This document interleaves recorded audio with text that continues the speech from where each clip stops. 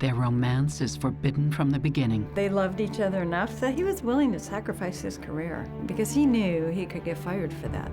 Mike Dixiano and Angela Neal throw caution aside, and their wedding bells drown out the scandal.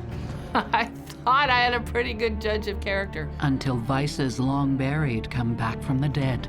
She hinted at it, but I don't know for a fact that she was a prostitute. There were some skeletons in his closet for sure. And demons from the past push one of them over the edge. It makes me sick to my stomach. How could somebody do that to somebody they supposedly love? Love may be blind and marriage bliss, but divorce is murder.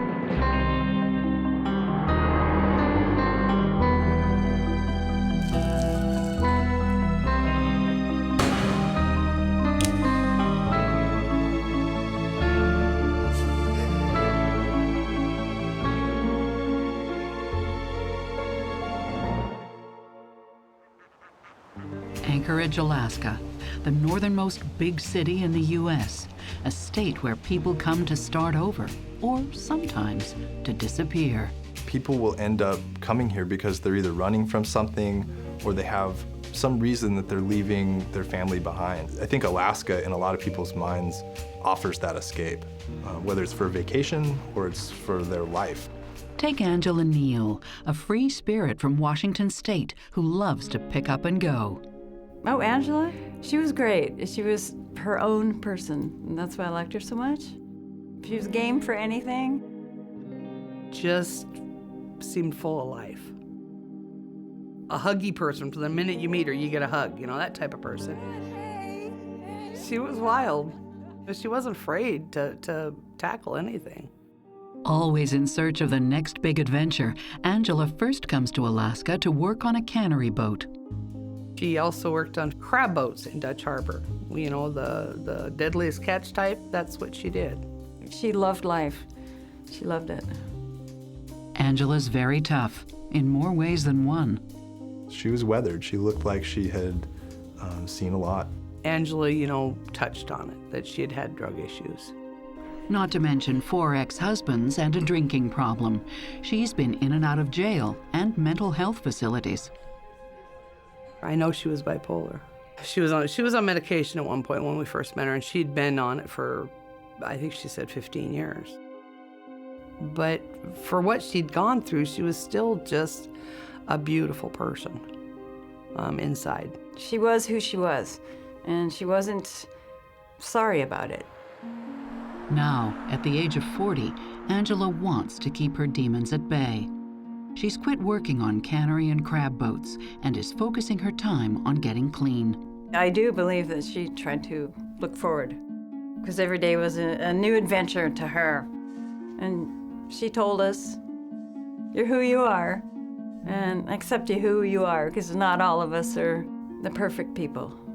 Angela enrolls in a program run by the Salvation Army to help people with dual diagnoses, meaning both substance abuse and mental health issues. Which is how Angela Neal comes to meet Mike Dixiano, a counselor at 2 Anchorage clinics. He worked with clients, is what he called them. Mike comes with the right qualifications, a degree from Notre Dame University and 11 years' experience as a counselor in Valdez, Alaska. Mike starts out as Angela's counselor, but before long, she becomes much more to him. A client and other things, I was shocked. Mike and Angela start a secret relationship, despite strict rules against it. That surprised me. But secrets seem to have a way of coming out. And when Mike and Angela's secret is revealed, it spells trouble for Mike's career. And around town, tongues are a-wagging. You know, because that's taboo. You're not supposed to do that. And I was shocked, I really was. That's a professional boundary you don't step over, and I could see why he was fired. Mike loses both of his jobs, but he's so smitten with Angela that he doesn't seem to care. There's 2 ways to think about it. One that I'd like to think of is that they loved each other enough that he was willing to sacrifice his career for that, because he knew he could get fired for that. The other way is to take advantage of somebody, which I really don't want to think of it that way. I want to think that he really did care for her, really did love her. But relationship expert Stacy Kaiser and forensic psychologist Brian Russell see challenges ahead for a relationship that is founded on a serious lapse in judgment. Whenever a rehab relationship involves a patient and a counselor, that's a situation in which exploitation is happening, is unethical, is bad for the patient, is bad care, should never happen. The way the power hierarchy is set up, because he is her counselor and she is the patient, makes him in charge. Mike is the kind of guy who wants to be the hero. He wants to come in and save the day and look like the good guy, and so he feels like he can do that by taking care of her. When I look at Mike and Angela, I think that they are both very needy individuals. They both desire attention in different ways, and so I think they come together as people who, in some ways, are filling each other's holes. I disagree on that. I see her as the needy one and I see him as exploiting her need. I think he needs to be needed, and that makes him needy. I think he wants sex. Mike and Angela marry in a small private ceremony. He's 57 and she's 40. I thought it was great because he seemed to be outgoing, she was outgoing. He seemed to care an awful lot about her. The newlyweds have a lot in common, including a love of classic cars. There you go, that's me. That's me. He and Angela were in this Corvette club here in Anchorage. They also joined the 49th State Street Rodder Car Club with her good friend, Kelly Scheitenhelm. During car shows, we would register people, and her and I would have the best fun.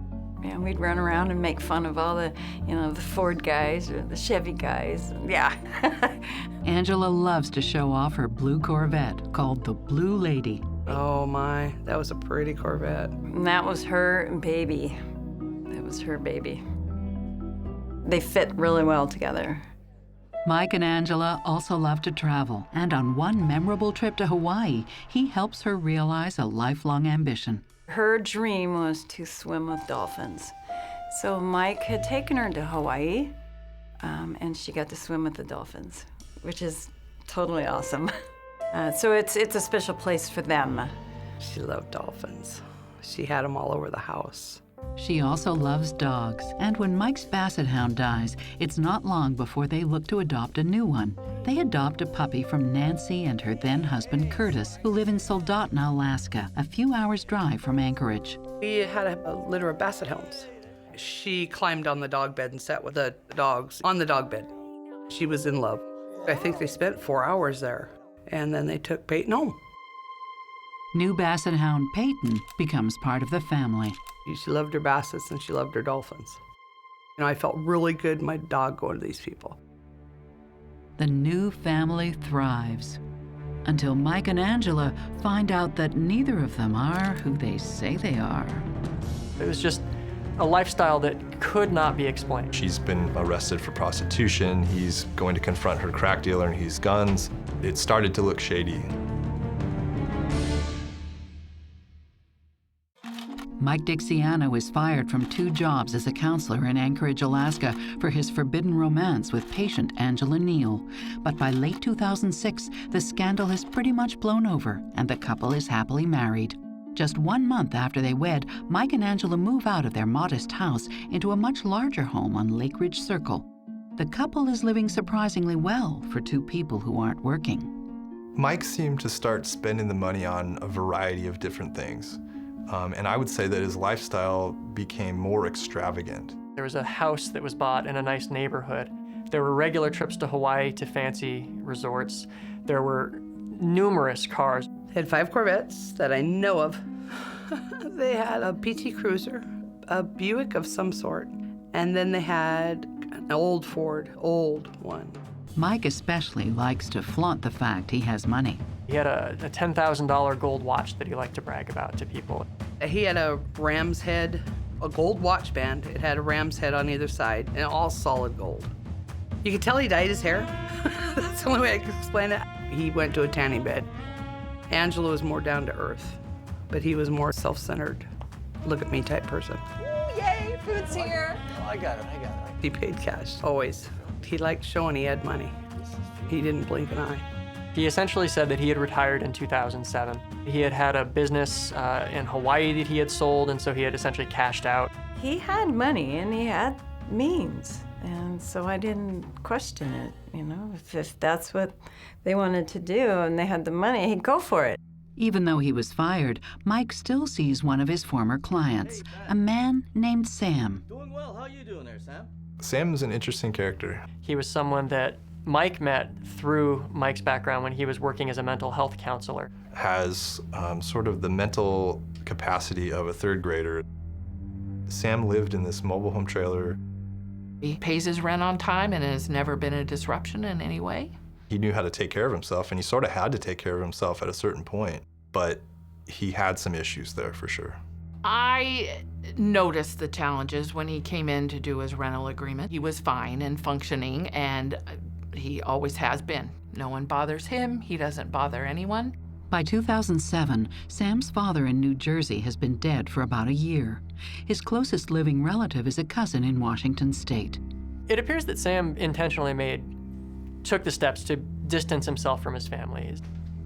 Angela and Mike are among Sam's few contacts, and Mike becomes a regular visitor to the trailer park to help Sam with groceries, errands, and bills. Sam brought him in to my office to introduce him as this is my good friend, Mike Dixiano. Mike had a motorhome that he would park in Sam's driveway, and Sam would always let me know. Mike would come in to the office to pay Sam's rent for him. Sam thought that Mike and Angela were like, you know, his closest friends, that they were almost like his family. They were obviously buddies. Sam has developmental disabilities. He's not able to function at the highest level of capacity possible. And so Mike is being the hero, taking care of him, bringing him food, and helping him out. This looks like a guy who puts himself in situations where he will have access to vulnerable people whom he can exploit. Mike has a giant sign over his head that says, "Look at me."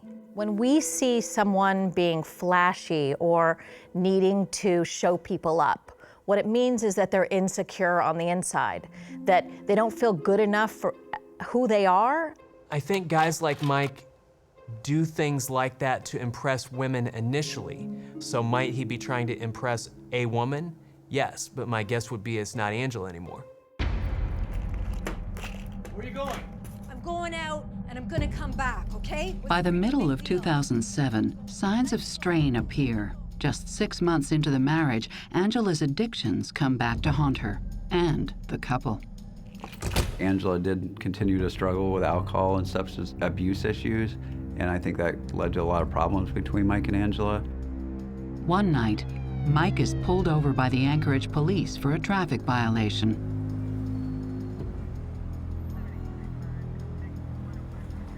Looking for my wife.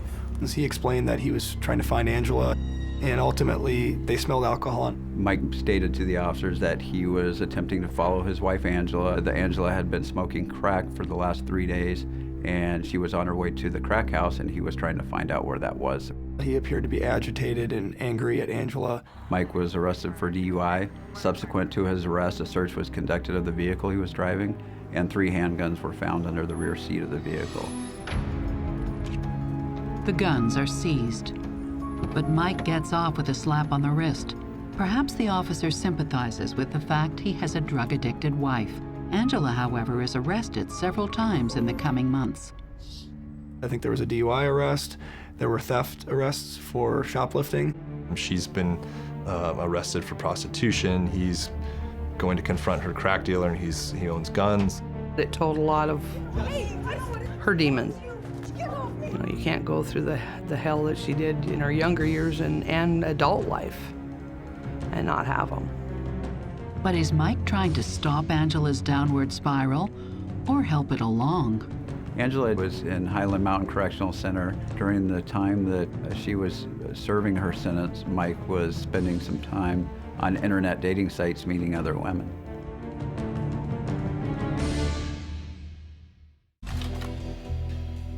By 2008, Mike Dixiano's wife Angela has been arrested for prostitution on at least 2 occasions, and she's believed to be abusing both drugs and alcohol. Please, I'm going It's just 2 years after they wed, and Mike oversees every little thing Angela does. Mike's daughter Whitney told us that her dad was controlling over Angela. I remember we went shopping one time and he had given her $25 to spend. She didn't have her own bank account. She didn't have her own credit card or debit card. She didn't have her own money. She didn't have her own vehicles in her own name. She didn't have a cell phone that was in her own. Everything that she had was paid for by Mike. If she wanted something, it was no. But yet they still went on their Hawaii trips. They still, bought cars. Mike even keeps cash in a safe in the house, but doesn't let Angela have any access to it. She was really living, with her hand out to Mike to have the lifestyle that they had. She didn't have any control over that money whatsoever. He controlled every bit of it. Friends and family believe Mike is trying to protect Angela from her self-destructive impulses. At that time, that's what I thought. Because he really harped on that. She's got mental issues, she's got emotional issues. He really talked about that a lot. And I think that was his justification to us, why he controlled her the way he did. I'm gonna be back in a second, okay? I just gotta get something in the car. There was a record of, and a report made that Angela had pawned his watch, his gold watch. If Angela needed money, she would have to ask Mike for money. And if Mike didn't give her money, Angela would have to go out and get money only no way she could. That might have been a way for her to get around Mike to get to whatever substance she wanted to abuse. Thank you so much. Bye.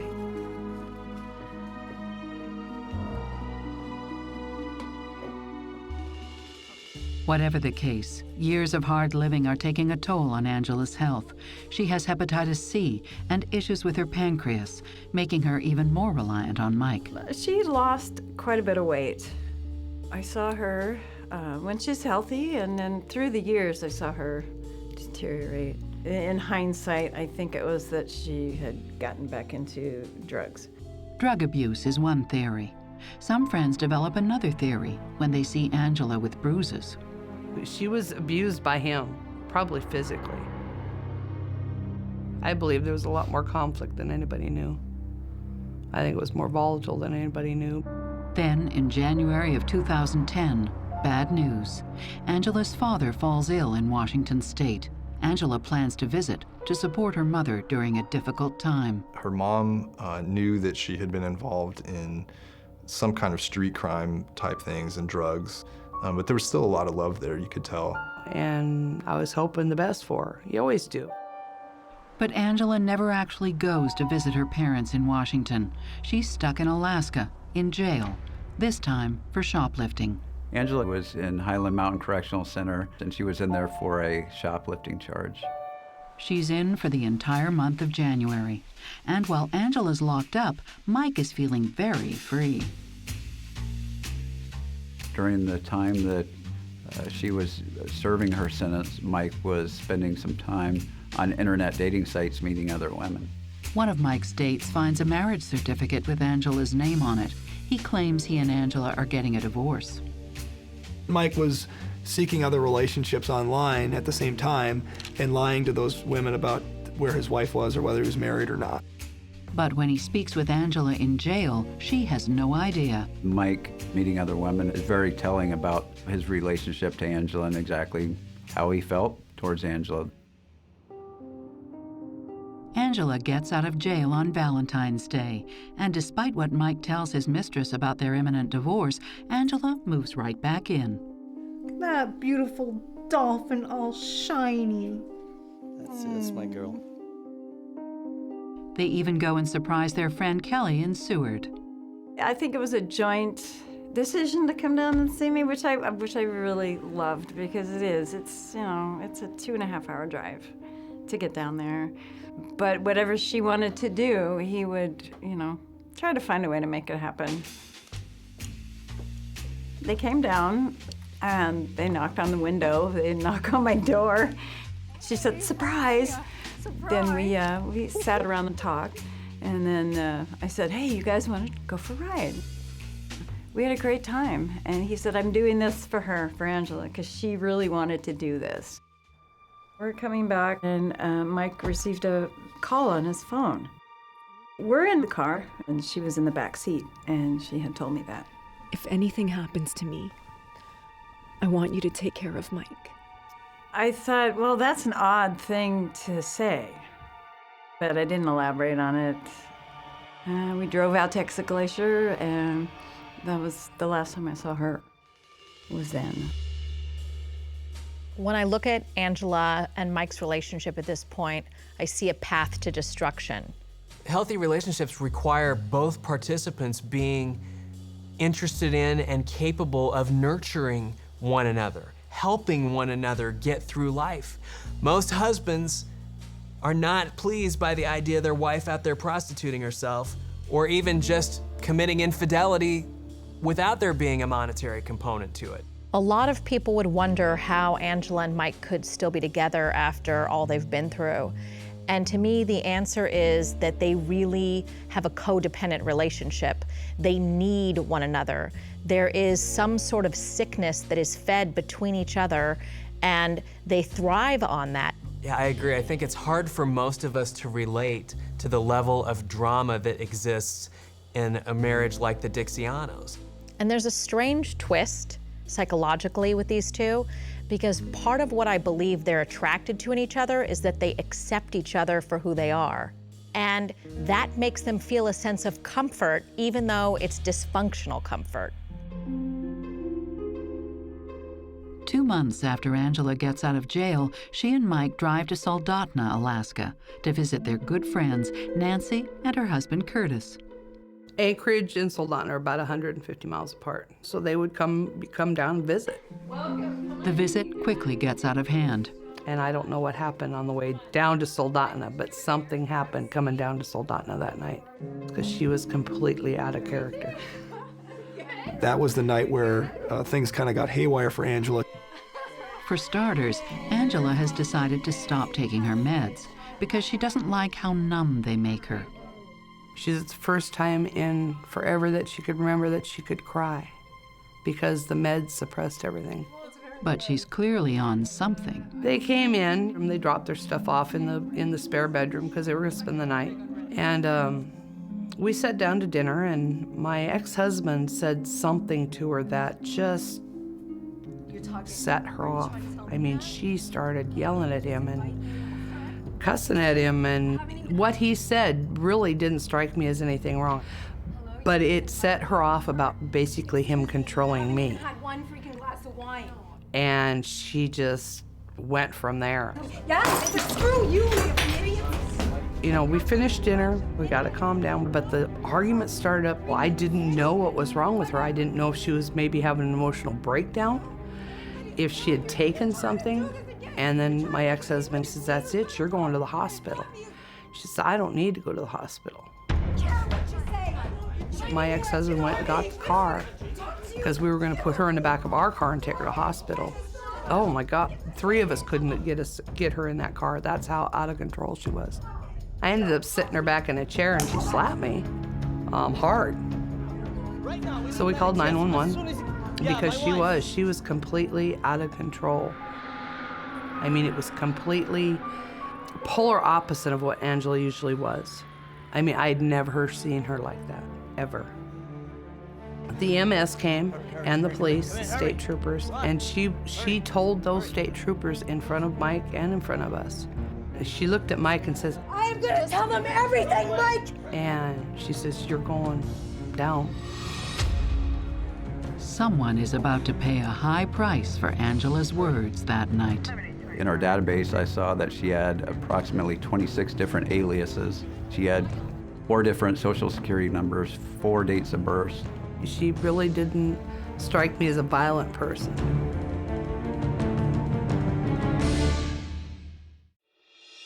Angela Dixiano threatens to expose her husband, Mike Dixiano, in front of Alaska state troopers. But if Mike is hiding something, Angela doesn't reveal the secret to anyone.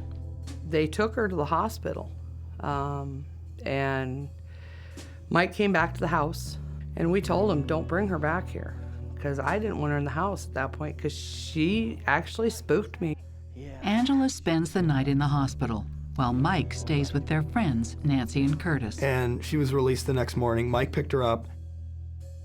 Back in Anchorage a few weeks later, Mike has upsetting news. They were splitting up. He said they were splitting up. They're getting a divorce. She is on her own. I gave her some money. She's getting an apartment here in Anchorage. I was hoping she'd call. She had a cell phone. It was shut off. She wouldn't answer on her Facebook. And I wasn't sure if, there was drug issues again or what was going on.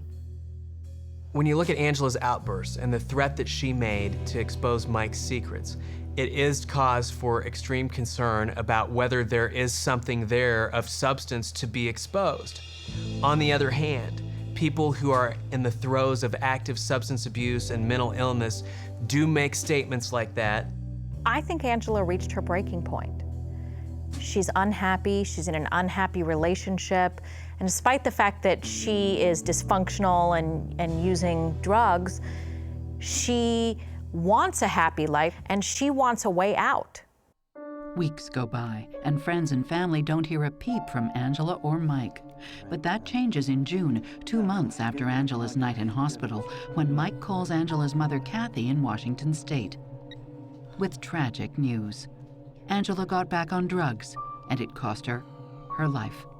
He told her mother over the phone that she had died, that she had died of organ failure related to her drug abuse. Died from pancreatic cancer, just like Patrick Swayze died. Angela's mother posts an obituary. Angela Dixiano is dead at just 44 years old. She still loved Angela quite a bit, her mother did, but she had kind of given up on her, I think, and hearing that she had died wasn't a huge shock to her. The obituary runs in the local paper in Electric City, Washington, so none of Angela's friends in Alaska see it. They learn about Angela's death abruptly, online. Through an email. I learned it through an email. I had sent them an email and said, well, I haven't heard from you guys in a while. I want to know if you guys are doing okay. And that's when Mike, over an email, said that Angela had passed away. One of my first reactions was, I hate cancer. It sucks. It's taking all my friends, my family, and it won't stop. I was sad. I was so sad. Some of Angela's friends organize a memorial at Point Warrenzoff in Anchorage. They were various friends and family. They had some balloons and they let them go, and it was absolutely beautiful. That's something I would have loved to go to. So. Kelly can't make the memorial, so plans something else at the next car show. We all got closure in our own way. I did my closure at our car show when we did our little dedication to her. It was raining. I parked my car, and Mike had told me the day before that he was going to bring down Angela's car, and I said, well, I'd love to have Angela's car next to mine. The two kids. It was nice. I found a poem, and I found 2 pictures of Angela, and I made a frame. And I presented it to Mike, and he cried. And I gave him a hug, and he gave me a hug, and it was very, very emotional. But soon, Mike moves on. He comes down, and he had met this woman, and they were going to go to Hawaii. I thought it was a little soon, but Alaska's a different place. It gets lonely in the wintertime if you don't have somebody to talk to. And you can only talk to a dog so much. But some say Mike's moving too quickly. This was probably 6 months later, and we were at a car show at Mirror Lake. Somebody announced over the loudspeaker that Mike was going to get married. Congratulations to Mike Dixiano and Coco on their engagement.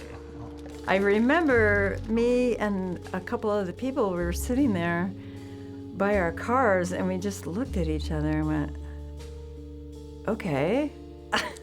We were just shocked, pretty much. But then I thought, well, Angela did say, if anything happens to me, make sure that Mike goes on with his life. I said, okay.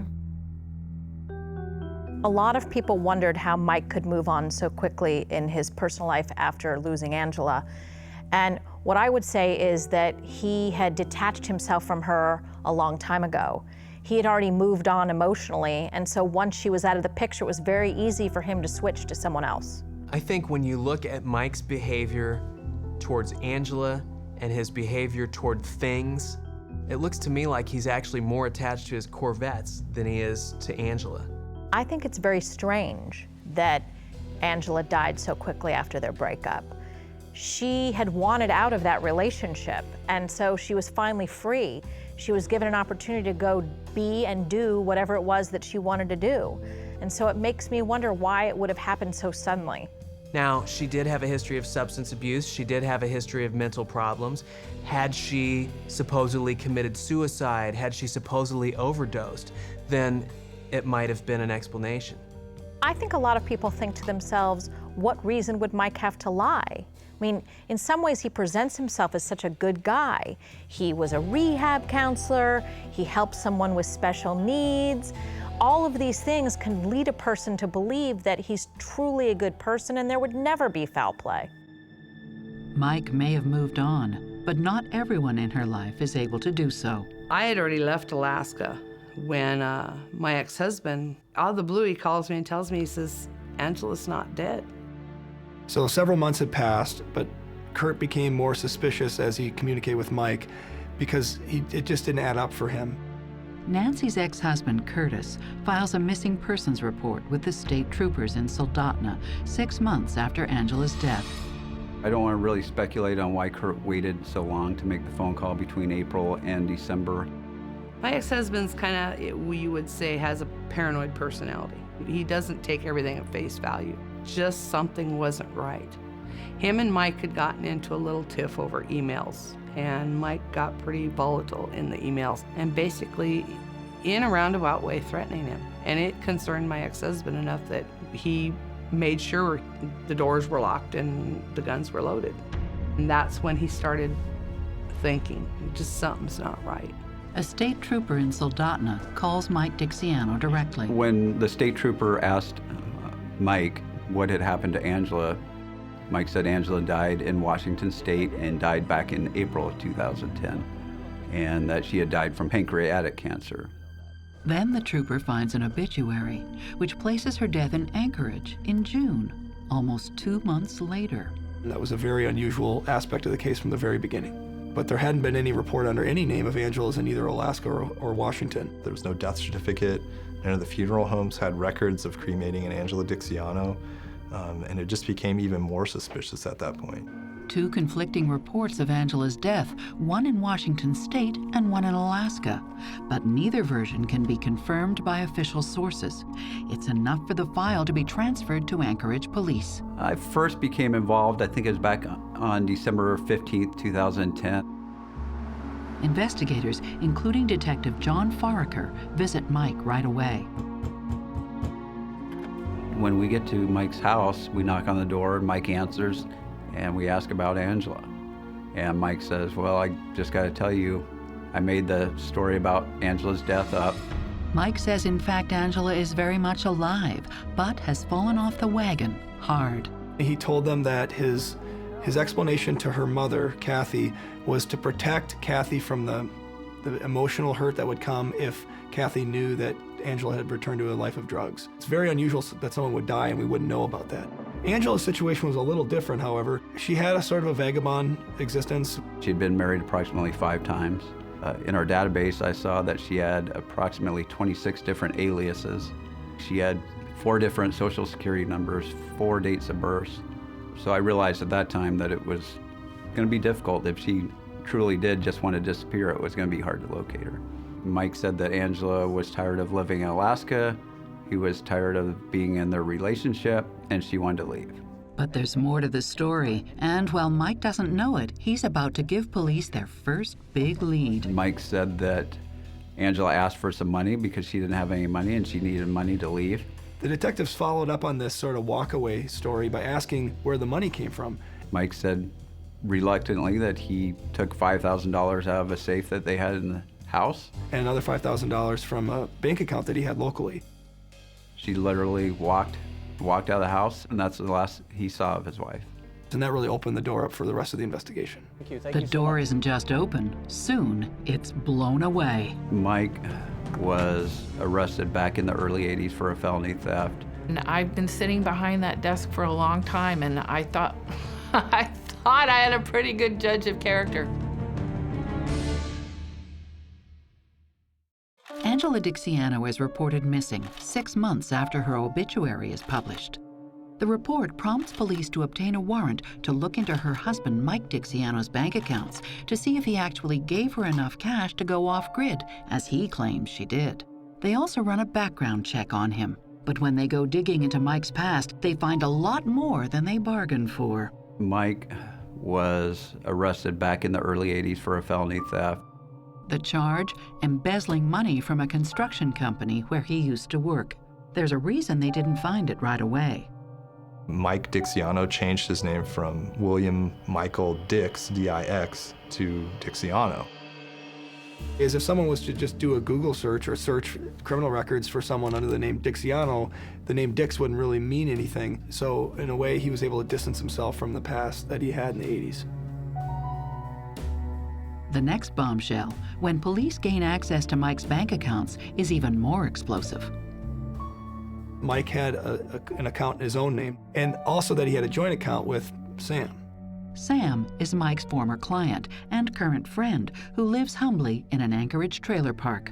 We found out that Sam was the beneficiary of a multi-million-dollar trust fund. His father was a wealthy physicist, and when he died, he left this fortune for his son. There was over $3 million in the trust account. Never would have thought it in a million years. No vehicle, no trappings, just very simple guy. Sam, yeah, hold on for a second. Sam has full access to those millions after the death of his father in New Jersey in 2006. What's a trust fund? William Michael Dix, D-I-X, decided the day after Sam's father died to change his name to Dixiano. So it seemed pretty clear that it wasn't just a coincidence that he changed his name the next day. They learn that Mike and Angela's house on Lake Ridge Road was bought with Sam's money, then signed over to Mike. Mike convinced Sam to sign over power of attorney, which basically meant that Mike could do anything. He could access bank accounts, he could make purchases in Sam's name. I don't think Sam really understood what power of attorney meant. An initial lump sum of $600,000 disappears in months, and in 2010 alone, there are 5 subsequent deposits of $20,000 put into Sam's joint account.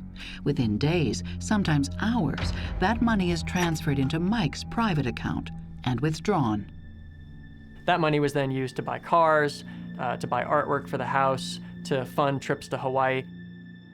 He was going tanning every other day or so. He had an expensive gym membership that he was using. He was getting his hair done at a high-end salon on a weekly basis. Over 22 cars were bought and sold in the time from when he started controlling Sam to the point at which this investigation was concluded. When investigators meet Sam for the first time, he tells them Mike is a great friend whom he trusts with his life. Sam knew that there was money. He didn't know where the money was going. And what Mike had told him was that the trust fund that had been established for Sam wasn't willing to provide money to Sam, and Sam believed that he needed Mike's help to get that money. On January 6, 2011, Mike, now 61 years old, is arrested on charges of forgery, theft, and scheming to defraud his former client, Sam. It's a shock to the community, especially given his role as a counselor. And then police make another discovery. In Mike's house, we found a transcript from Notre Dame with his grades and a diploma on the wall from Notre Dame. The investigation revealed that he had never been a student or a graduate at Notre Dame. In light of these revelations about Mike, police turn their attention back to Angela. Has she really fallen off the wagon and left Anchorage, or is there something more sinister at play? Once we started looking into those bank accounts and we found out that there was this person, Sam, we started to think, well, maybe that threat to expose embezzlement has some legs. I'm gonna tell them everything. When Mike's house is searched, they learn Mike had renovations done just weeks after Angela went missing. Mike's house stood out because there was brand new carpet. So the detectives received a phone call from a carpet contractor the day after Mike was arrested. He remembered installing carpet. He saw a little bit of blood underneath the transition strip when he pulled it up. He had asked Mike about that, and Mike said that his dog had died and bled on the floor. The contractor thought that was unusual because he saw the dog prints through the paint. Dead dogs do not walk on paint.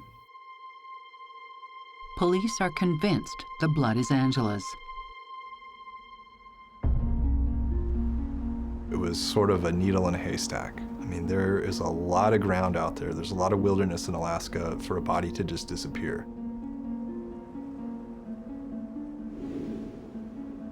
There are obviously raging glacial rivers, the ocean's next door. There are big mountain passes where bodies could be dumped.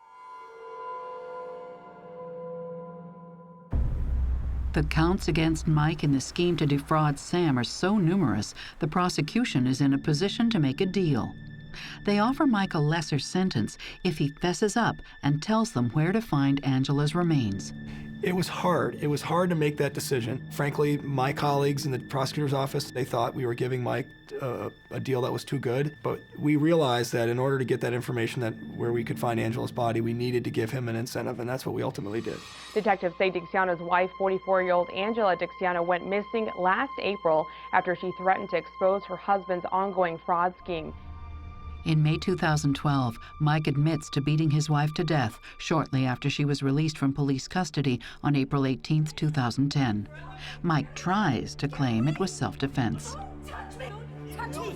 Don't you touch me! I'm telling you right now, do not touch me! He said that an unknown man came and threatened him with a gun. That man had left. Angela remained, and he felt threatened by her because she had a gun, and he had to kill her with a baseball bat. And that he hit her multiple times in the head until she was lifeless. There was a lot of blood. She was gasping for breath. He got down and continued to beat her after she was down on the ground. He was really creating the self-defense scenario, and his attorney really had to intervene with him and explain to him that he was required to accept responsibility. His plea eliminated his ability to claim any of those defenses, and his attorney had to point out to him that at a certain point she was down on the ground and that he continued to strike her, well after the point that any reasonable person could have been a threat to Mike. It's obvious that Angela did know that there was a crime being committed. It's obvious that she, to some extent, benefited from that she lived off the proceeds of it. What's also obvious is that she had no control over this. Mike controlled all the money. He controlled the money, and that's how he controlled Angela. But police and prosecutors believe when Mike started to mistreat her, she became increasingly vocal in her threats. Until he silences her forever. Angela's threat was, "You son of a bitch, I'm going to expose the embezzlement." And that was really important because it created a motive for Mike to kill Angela. The haircuts, the tanning, the fancy dinners, the telling people he was a successful businessman who had cashed out, telling people that he traveled at the exclusive resorts in Hawaii on a regular basis, having the expensive cars, being in a car club. He liked people to think that he was a high roller. He liked to live that way, and he didn't want to give that up. To keep that lifestyle, to hang on to that control that he has over Sam, is the reason that he killed Angela. Mike told us that he actually kept Angela's body out in the garage for a couple days before loading her up into the back of the PT Cruiser. He said he didn't get that far, and he ended up just pulling off on the side of the road and dumping her off sort of a steep embankment and then watching her slide down into a resting place in some trees.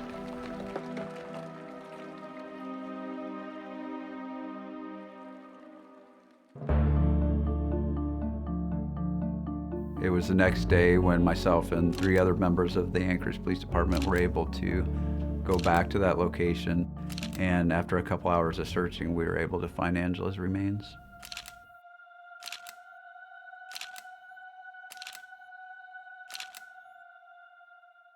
I think Mike had constructed a house of cards, and Angela, despite all of her difficulties and problems in life, had the power to bring it down. Mike had a lot to lose. If Angela really told the world everything she knew, he could have ended up in jail. There's no doubt in my mind that the way that Mike chose to kill Angela was filled with rage. He didn't just want her gone, he wanted her suffering, and he wanted to make good and sure that she was dead. Premeditation doesn't have to mean that the person sat there for 6 months and picked the exact place, the exact time, the exact manner of death. Premeditation can mean that Mike sits there and hears Angela threaten to expose his crimes, and in the next 3 seconds decides that he's not gonna let that happen. Mike looked like a good guy. I mean, he was literally the ultimate wolf in sheep's clothing. Everything from the outside looked like he was an upstanding, kind and caring person. On the inside, fraud, lies, and deceit. Mike is ordered to pay restitution to Sam to the tune of $5 million. I never got the impression that Sam cared about the money. It was the betrayal of the friendship that hurt him the most. And the newspaper kind of made it sound like, how did this guy not know that this was going on? Sam is not a fool. Mike was very, very good at what he was doing. Eventually, a DNA test confirms the blood found in the Lake Ridge house is Angela's. And in the autumn of 2012, William Mike Dixiano, 63, is convicted of theft and second-degree murder and sentenced to 20 years in prison. It was brutal. It had to be terrifying for Angela. It makes me sick to my stomach. How could somebody do that to somebody they supposedly love? It was devastating. It hurt. It hurt. I hate him.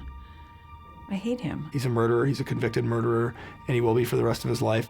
They say he may die in prison. To me, that still does not make it okay. All the stuff that happened to her, she was still a beautiful person inside. She had a heart of gold. And she was a beautiful person.